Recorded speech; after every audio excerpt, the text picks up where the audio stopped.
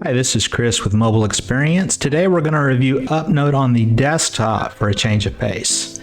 This app is a good app. It's economically priced at just 99 cents a month or $24.99 for a lifetime subscription, just a one-time payment.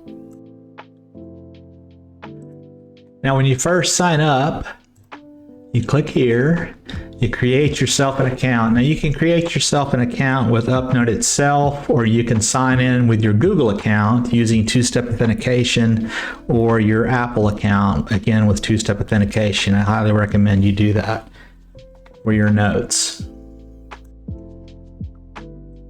Now the first thing I want to show you are the different themes. You can use your system theme. This computer system theme is dark already, so let me show you light. You can also change the number, or the color rather, of the icons. But I'm going to keep it where it was because this is my wife's computer. Under the General tab, you can show the number of notes in each notebook. As you can see off here to the left, this is the number of notes in each notebook. Going back, you can have a compact notes list that just shows the name of your notes, not necessarily what's in there, like a PDF window or anything. You also can sort your notes from oldest first to newest. I like it newest. You can have a custom sort of your items in the sidebar, which are your notebooks. I like mine alphabetized personally.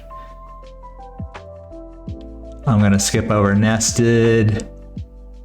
You can tell the app to lock when it's closed. You can auto lock after a certain amount of time, and you have to put in your password again.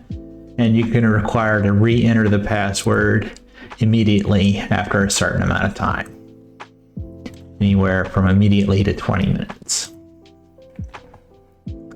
Global shortcuts, I'm going to mention at the end of my video. There is another friend of mine that does a great video on keyboard shortcuts. And I'll put that at the end of the video. And you can reset default if you make a lot of changes in settings, you don't understand how to get it back to the way you had it. Now, as far as importing goes, you can import from Evernote, Simple Note, Markdown language, HTML, or basic text files. Today, I'm going to show you how to import a note from Evernote. Now, if you don't know how to export your Evernote notebooks, I have another video called Backup Re that you can find. I'll put the link in the description, and it'll explain an easier way to back up your Evernote database and export your notebooks. So I've already done some of those. So I'm going to select Enix files. That's the Evernote proprietary format. I'm going to click on this air fryer manual instructions. Click open. Now what I like to personally do is use the file name as my notebook. You may not want to do that. It just depends on your personal situation, but that's what I'm going to do. Or you can specify a certain notebook to add it to, but I prefer the file name. So I'm going to import that note, the air fryer manual instructions. It says imported successfully. Now over here in the left pane, there it is. There's the air fryer. Isn't it beautiful? Okay. And then to show you something else is you can export all your notes if you need to. It's going to prompt me for my password. Okay, and when you export, you can export in plain text, HTML, export to PDF, or export to Markdown. It actually has more choices than Evernote does.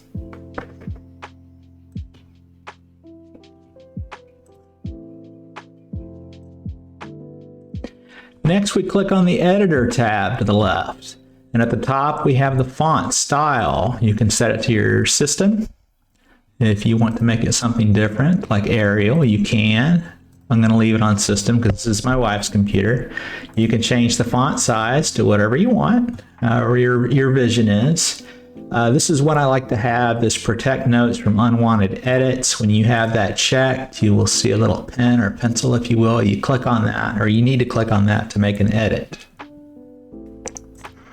It's a nice safety feature. Spell check, it has spell check. There are, I believe, 11 different languages you can choose. There's a peek at those. You can set your Upnote to be in typewriter mode, which is what it does is it puts the focus here on typing, not the image at the top of the screen.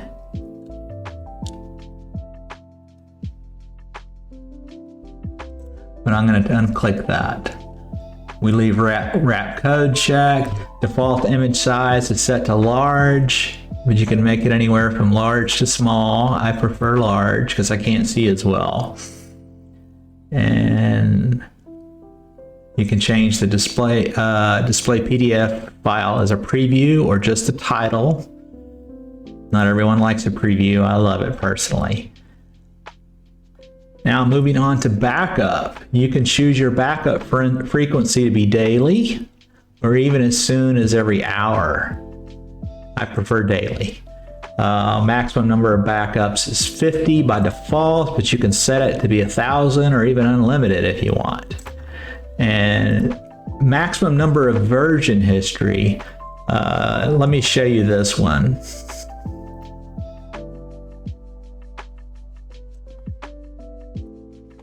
Okay, as I mentioned, version history in a note. Let's say this is a big, long, complex note. I made some changes. I have buyer's remorse. I save it. I have buyer's remorse, and I want to change it back to the way it was. I can click here, click on version history, and we're going to look at that test there. We're going to make it back the way it was before. Or we can go back to here. That's it for my video. I hope you enjoyed it. For keyboard shortcuts with Upnote, please check out Chris Wood's channel, Effective Faith. If you enjoyed this video, please like and subscribe. Don't forget to look at my other videos, and you have a great day.